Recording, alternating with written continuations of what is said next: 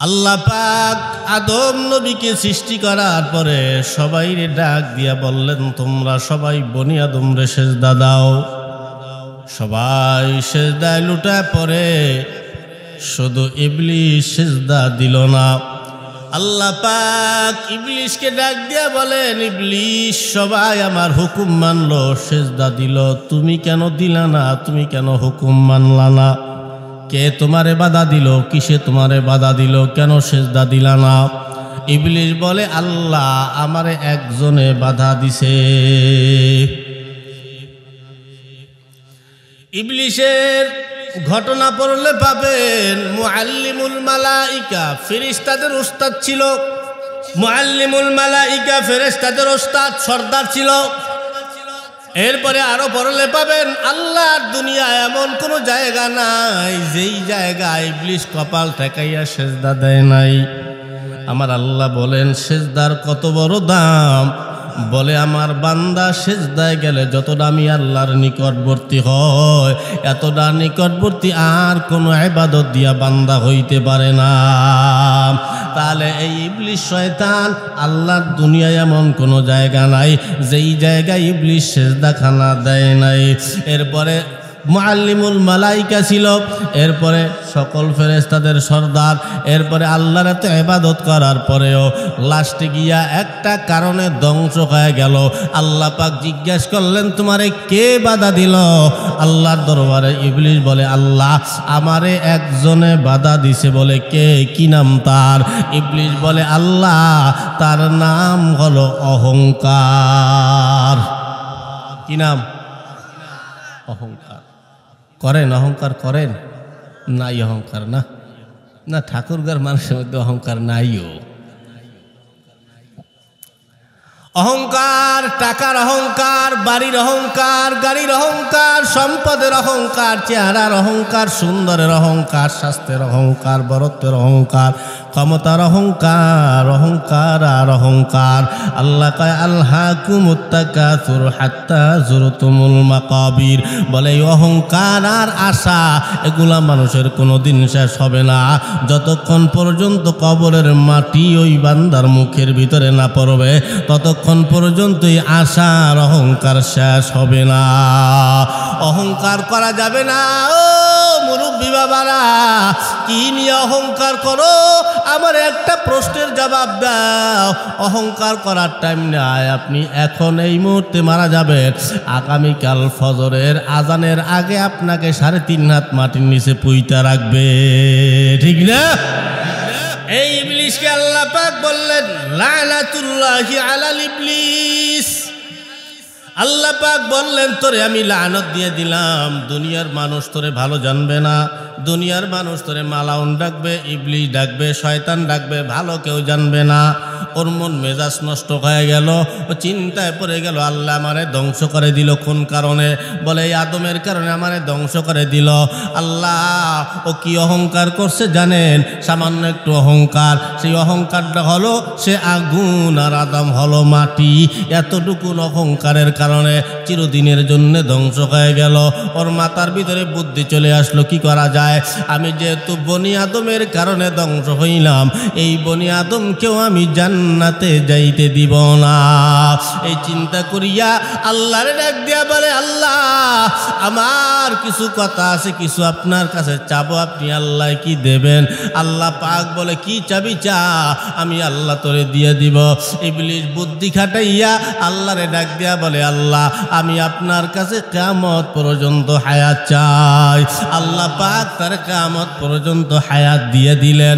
এরপরে কিয়ামত পর্যন্ত হায়াত নেওয়ার পরে ইবলিস আবার আল্লাহরে ডাক দিয়া বলে, আল্লাহ আমি কিয়ামত পর্যন্ত হায়াত কেন নিলাম? আপনি আল্লাহ কি জানেন? আপনাদের কি বিশ্বাস আল্লাহ কি জানে? ও পণ্ডিতি করতে এসে আল্লাহ জানে না। আল্লাহ কয়, না জানি না। কেন নিছুস বল?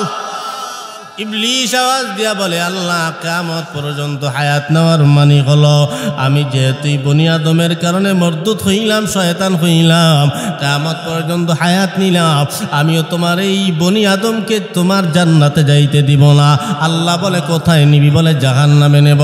বলে, কেমনে নিবি? বলে, তোমার এই বান্দাকে জাহান্নামে নেওয়ার জন্য। এই খেয়াল দিয়ে শুনবা, এই যুবকরা, কোন দিকে খেয়াল দাও, খেয়াল দাও। ইবলিস আওয়াজ দিয়া বলে, আমি ওকে জাহান্নামে নেওয়ার জন্য সর্বোচ্চ চেষ্টা চালাবো। তোমাকে আমাকে জাহান্নামে নেওয়ার জন্য সর্বোচ্চ চেষ্টা ইবলিস চালায়, তুমি জান্নাতে যাওয়ার জন্য কতটুকু চেষ্টা করো? আল্লাহ বলে, কি চেষ্টা করবি? ইবলিস আওয়াজ দিয়া বলে, আল্লাহ তোমার এই বান্দাকে জাহান্নামে নেওয়ার জন্য আমি হাজার হাজার মজার মজার গুনাহ রাস্তাগুলা খুইলা দিব, তোমার বান্দারা গুনাহ করবে আর জাহান্নামে যাবে। এই জন্য দেখবেন যত গুনার রাস্তা আছে সমস্ত গুনার রাস্তায় কিন্তু মজা আছে। কথা কান্নাকা ঠিক না? গুনার রাস্তায় মজা নাই? হ্যাঁ, সুদ খাইতে মজা, মজা না? বেশি বেশি টাকা আসে। আপনাকে দিকে সুদি ব্যাপারটা আবার আছে, আছে বেশি বেশি খাইবেন আপনারা, বুঝলেন? হারাম, সুদ খাইতে মজা হারাম, ঘুষ খাইতে মজা হারাম, জানা করতে মজা হারাম, বেপরদায় চলতে মজা হারাম। বেপরদায় দিয়ে আসি, হ্যাঁ যুবক চেহারা দেখি বোঝা যাইতে আসি। পর্দা করা কার হুকুম? জোরে কান, মানেন কয়জন? আজ জাগান, সবাই পর্দা করেন। মিশা কথা কইয়া কোনো লাভ হবে না। ইবলিস আল্লাহর একটা হুকুম অমান্য করিয়া যদি ধ্বংস হইয়া যায়, তুমি আর আমি প্রতিদিন কয়টা হুকুম অমান্য করি একটু কি চিন্তা করেছি? 5 ওয়াক্ত নামাজ যদি বাদ দাও, 17টা ফরজ তুমি আল্লাহর হুকুম বাতিল কইরা দিলা। আর ইবলিস তোমারে আব্বা বইলা ডাকে। ইবলিস বলে, আমি একটা হুকুম অমান্য করিয়া তারপরে আমি ধ্বংস হয়ে গেলাম। ও বনি আদম, তুই আল্লাহর প্রতিদিন 17টা হুকুম অমান্য করো, আরো কত ধরনের নেকের কাজ অমান্য করো, তারপরেও তোর কপাল কত ভালো রে, আমি ইবলিসের ক্ষমা নাই। তুই যদি হাজারো হাজারো অন্যায় করার পর আল্লাহর কাছে আইসা তওবা কইরা ক্ষমা চাও, ওই আল্লাহ এতটাই দয়াশীল, ওই আল্লাহ তোর সব গুনাহ মাফ কইরা ওই আল্লাহ তোর কাছে টাইনা নেয়। সুবহানাল্লাহ, এটার নাম আল্লাহ। আল্লাহ বলে, ইবলিস কি করবি? বলে, তোমার এই বান্দাকে জাহান্নামে নেওয়ার জন্য আমি হাজার হাজার মজার মজার গুনার রাস্তাগুলা খুইলা দিব। এ মুসলমান, এই জন্য চুরি করতে মজা, ডাকাতি করতে মজা, বেপরদায় চলতে মজা, নামাজ ছাড়া থাকতে মজা লাগে, সুদ খাইতে মজা, ঘুষ খাইতে মজা, বেপরদায় চলতে মজা, লুচ্ছামি করতে মজা, নিজের বউলাকে ভালো ব্যবহার করে না, পরের বউয়ের সাথে গিয়া ভালো ব্যবহার করে। আমাদের দেশে এমন পুরুষ আছে না নাই? নিজের বউলাকে ভালো করিয়া কথা কয় না, পরের বউরে লইয়া ভালো ফুডন কি দেখায়। ও মুসলমান যুবক ভাই, আজকে এই বর্তমানে যুবক নষ্ট হয়ে গেল এই নারীর কারণে, এই জেনার কারণে। আল্লাহর নবী বলেন, আমি কিয়ামতের আগে আমি আমার উম্মতকে ধ্বংসের জন্য আমি নারীর থেকে বড় কোনো কারণ দেখতে পাই না। আর ইবলিস শয়তান শুরুর থেকেই বাইচা নিছে এই তোমার বনি আদমকে ধ্বংস করার জন্য। ইবলিসের সব থেকে বড় হাতিয়ার হলো নারী জাত। ঠিক না? ঠিক ঠিক, তা নারীকে বেশি দৌড়াও কে? ঠিক, যে তু আমার এক নস্কর নিয়ে লাগবে কে?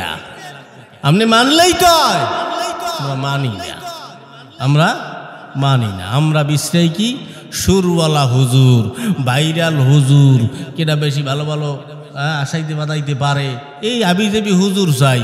আমলের বেলায় মোটেও নাই।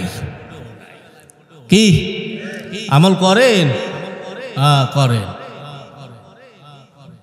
একজনও করেন না আমল।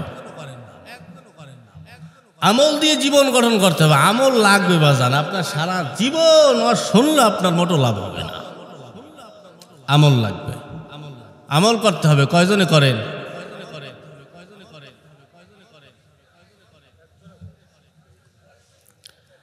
আমার একটা কথার জবাব দেন। একজন লোক আজ জাগাবেন যদি করেন, জীবনে আজকে ৬০-৭০ বছর বয়স হয়ে গেছে, জীবনে বহুত বয়ান শুনছে, আমি আসছি, জীবনে বহুত হুজুরদের বয়ান শুনছেন। একজন লোক বলেন জীবনে প্রথম অমুক হুজুরের এক বয়ান শুনি আমি ওই হুজুরের কাছ থেকে একটা আমল নিছিলাম, আজও পর্যন্ত আমি ওই আমলটা একই সময় একই টাইমে চালাই, প্রতিদিন ওই আমলটা করি। একজন লোক হাত দেখান।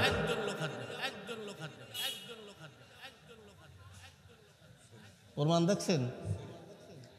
এগুলো প্রমাণ। আরে আপনারা তো কম মানুষ, গতকালকে তো ছিল আর 3 ডাবল মানুষ, হেই কেউ হাত জাগাইতে পারে নাই, তা আপনারা হাত জাগাবেন কোন জায়গায় দিয়ে? এই জন্যে বাজান হাদিস পড়ছি আমরা ছোটবেলা, আখলিস দিন আকা একফি খেলা আমালুল কলিল। আমার ওয়াজ মুখ্য না, আমি আপনাদেরকে একটা আমল দিয়ে যাব, ওই আমলটা যদি আপনারা ধরতে পারেন, আমলের উপকারিতা কি জানেন? আপনি যখন একটা আমল প্রতিদিন একই টাইমে শুরু করবেন, ওই এক আমলে আপনাকে আরও 5টা আমল করার সহযোগিতা করবে। সুবহানাল্লাহ বলে কামাইবে না, আমল করতে হবে। আজকে যদি আমি আমল দিয়ে যাই, আপনারা কি করবেন? যুবকরা করবা? মাথা তো ঝুলাও, মাইয়েকে আমল তো ভালোই করো, এত ভালো জানি। এগুলা প্রেম প্রীতি করে, কি একটু একটু পোলাপান প্রেম করে, কি বোঝার আই লাভ ইউর আল্লাহ জানে।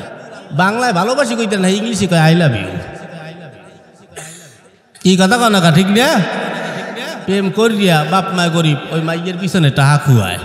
14ই ফেব্রুয়ারি আরো কত দিবস, এই যে পহেলা বৈশাখ গেল, পহেলা বৈশাখ কি পালন করছেন আপনারা?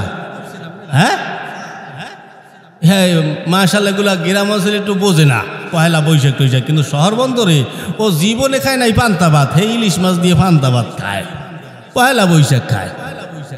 ও বেড়াই গেছে হরবরি বেড়াইতে, এখন ওই মাইয়ের ওই শাশুড়ি এসে বেড়াইতে, তা চিন্তা করতে আছে জামাই আমার এত মজার মজার খাবার খায়, কিন্তু ওই পহেলা বৈশাখের দিন যে বেড়াইতে আসছে, আইয়ে দেখা যায় জামাই ইলিশ মাছ দিয়া 3 গাবলা পান্তা ভাত লইছে। পান্তা ভাত চেনেন তো, পানি দেওয়া ভাত।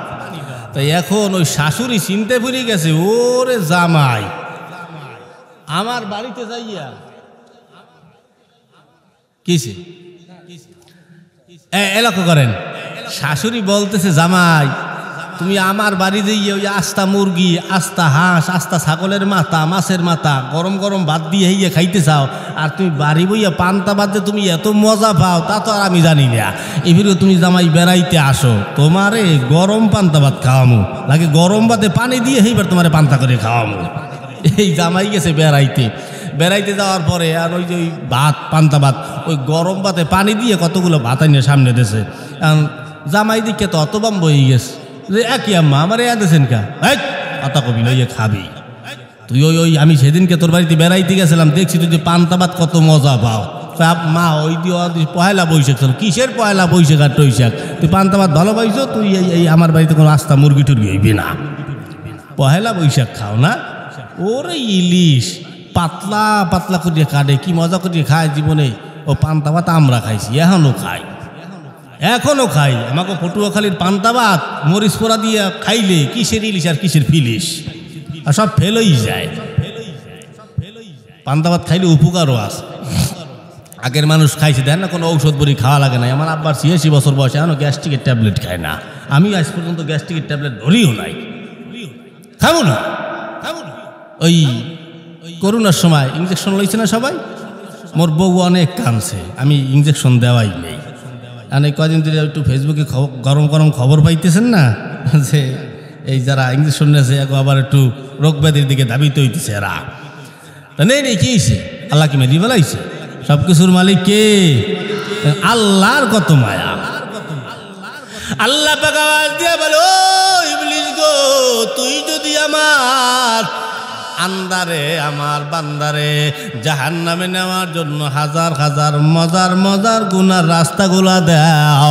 আমি আল্লাহ তোর সাথে পাল্লা লাগাইলাম। ওয়া মাকারু ওয়া মাকারাল্লাহ ওয়াল্লাহু খায়রুল মাকিরিন।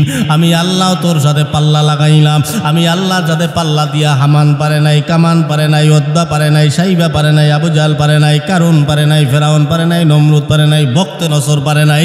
তোর মতন ইবলিস আমি আল্লাহর সঙ্গে পারবি না।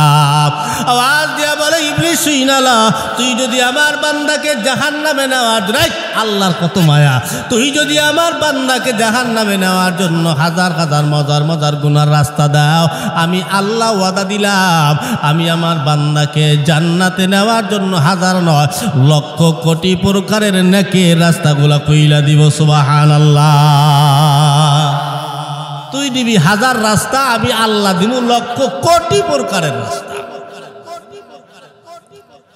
আল্লাহ পাক বলে ইবলিস শুইনা রাখ, আমার বান্দা যদি এক সেকেন্ডে একটা আমল করবে, ওই এক সেকেন্ডের আমলের বিনিময় আমি আমার বান্দার সব গুনাহ মাফ কইরা জান্নাতের মালিক বানায় দিব। সুবহানাল্লাহ। এক সেকেন্ডে কি আমল করা যায় দেখছেন? এক সেকেন্ডের আমলে আল্লাহ আপনার জিন্দেগীর সব গুনাহ মাফ করে দেবে। সুবহানাল্লাহ বলা যায়, আলহামদুলিল্লাহ বলা যায়, আল্লাহু আকবার বলা যায়, আল্লাহ আরো সংক্ষেপে বলা যায়। এ মুসলমান নবীর উম্মত, জাহান্নামের ফেরেশতারা এক বান্দার রূহ নিয়ে জাহান্নামের দিকে রওনা। আল্লাহ পাক ডাক দিয়া বলে, ও ফেরেশতারা দাঁড়াও, কই যাও? বলে আল্লাহ জাহান্নামে যাই। বলে কেন যাও? বলে এই বান্দা তো জাহান্নামী। বলে কেমনে? বলে জীবনে নামাজ কালাম পড়ে নাই, হজ যাকাত করে নাই, চুরি চামারি লুচ্চামি বদমাশি করিয়ে বেড়াইছে, আল্লাহ ভালো কাম করে নাই, পশ্চিম দিকে ফিরিয়া পাসারও খায় নাই, তাহলেও কেমনে জান্নাতি হবে? ও তো জাহান্নামী। আল্লাহ পাক চেহারা খানার দিকে তাকাইয়া বলে, না এই বান্দা তো জাহান্নামী নে, তো জান্নাতি। ফেরেশতারা আশ্চর্য, কেমনে আল্লাহ জান্নাতি হয়? বলে আসল মারেফাতের খবর তো তোমাদের কাছে নাই। ক্বালা ইন্নী আ'লামু মা লা তা'লামুন। আমি আল্লাহ যা জানি, আমি আল্লাহ যা বুঝি, তোমরা তা বুঝো না, তোমরা তা জানো না। ফেরেশতারা আওয়াজ দিয়া বলে, ও আল্লাহ কি জানেন বলেন না। ফেরেশতা আল্লাহ পাক বলে, ফেরেশতারা গোপন খবর শোনো, যদিও এই বান্দা নামাজ কালাম পড়ে নাই, যদিও চুরি চামারি কইরা বেড়াইছে, লুচ্চামি বদমাশি করিয়া বেড়াইছে, কিন্তু একদিন মহা বিপদে পড়িয়া এই বান্দার অন্তরের গভীর থেকে একবার আমি আল্লাহরে আল্লাহ বইলা ডাকতেছে। দুনিয়ার কোনো মানুষের সাহায্যের জন্য আগায় নাই, পায় নাই। অন্তর থেকে যখন আমি আল্লাহরে আল্লাহ বইলা ডাক দিছে, আমি আল্লাহর কুদরতি অন্তরের জোশ মেরে গেছে, আমি আল্লাহ সহ্য করতে পারি নাই। ওই বান্দার ওই এক আল্লাহ ডাক শুনিয়া আমি আল্লাহর কুদরতি অন্তরে জোশ মেরে গেছে, আমি আল্লাহ সহ্য করতে পারলাম না। ওই দিনের ওই এক আল্লাহ ডাকের বিনিময় আমি আমার বান্দার সব গুনাহ মাফ কইরা জান্নাতের মালিক বানায়া দিলাম। সুবহানাল্লাহ। হে মুসলমান, ওই আল্লাহ তো মারা যায় নাই, কোথাও বেগে যায় নাই, ওই আল্লাহ এখনো আছে। ওই আল্লাহ ওই জমানার চোরায় যদি আল্লাহরে আল্লাহ বইলা ডাক দিয়া জান্নাতের মালিক হইতে পারে, আমরা তো লাকাদ কাররামনা বানি আদম কুনতুম খায়রা উম্মাতিন উখরিজাত লিন-নাস, শ্রেষ্ঠ নবীর শ্রেষ্ঠ উম্মত আমাদেরকে স্বয়ং আল্লাহ তাআলা ভালোবাসে। ওই জমানার চোরায় আল্লাহ ডাক দিয়া যদি জান্নাতের মালিক হইতে পারে রে, আমরাও আল্লাহরে যদি আল্লাহ বইলা ডাক দিয়া খুশি করতে পারি, ওই আল্লাহ আমাদেরকে মাফ করতে পারে কি পারে না? যদি বিশ্বাস থাকে রে অন্তরের গভীর থেকে আল্লাহরে ডাক দিয়ে একটু খুশি কইরা দাও। সকলে বলি না আল্লাহ, আরো জোরে বলি না আল্লাহ। নিরিগি বান ধরে দুই নয়নের, নিরিগি বান ধরে দুই নয়নে,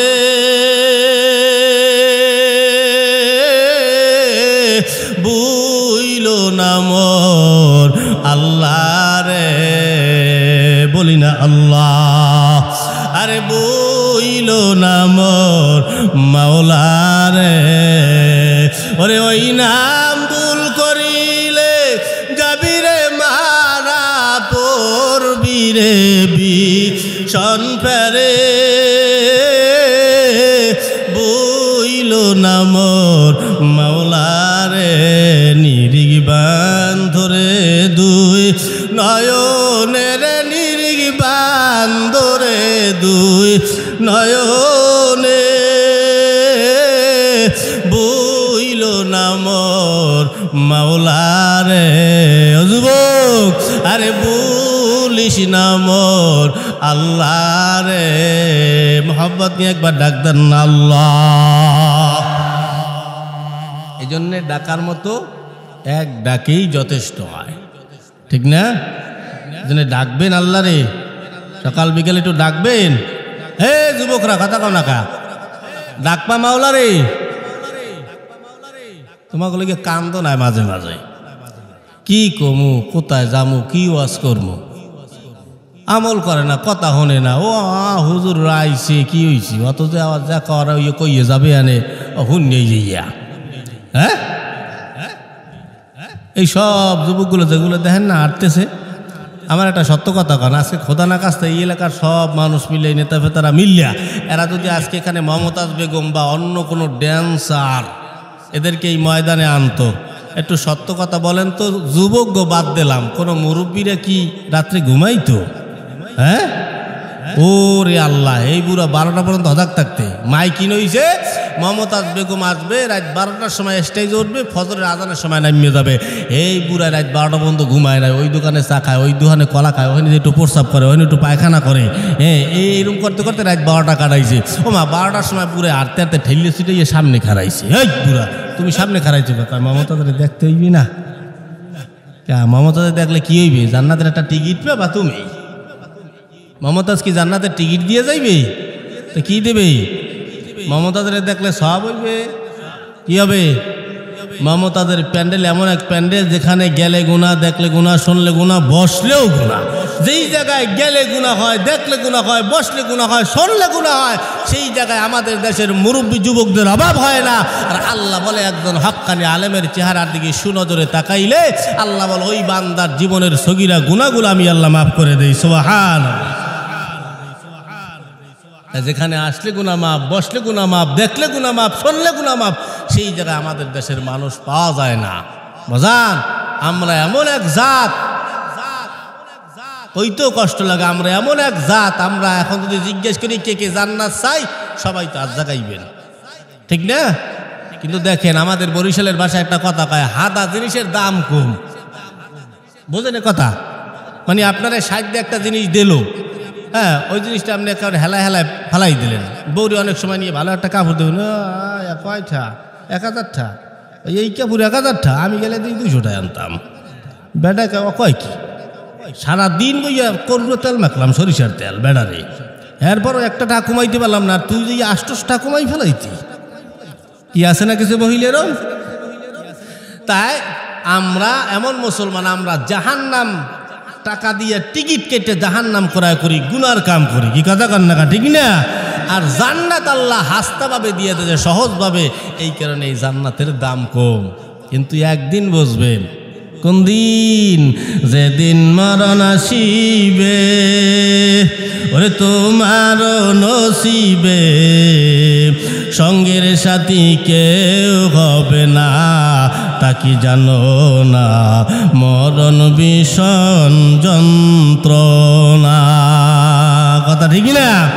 4 জনে 4 কাঁধে করে নিবে কবরের পারে, চিরবিদায় দিবে সব জনা, এরে বুঝমনা, চিরবিদায় দিবে সব জনা। সবাই তোমায় ছেড়ে যাবে, নবীজি পাশে থাকিবে। সবাই তোমায় ছেড়ে যাবে, নবীজি পাশে থাকিবে। খাঁটি প্রেমিক বিনে তার চিনবে না, আছে বর্ণনা মরণ ভীষণ যন্ত্রণা।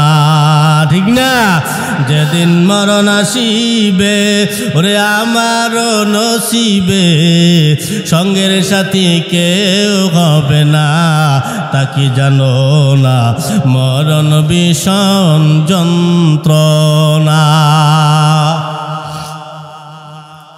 ও সময় আজরাইল কিন্তু ঘুষ খাইবে না।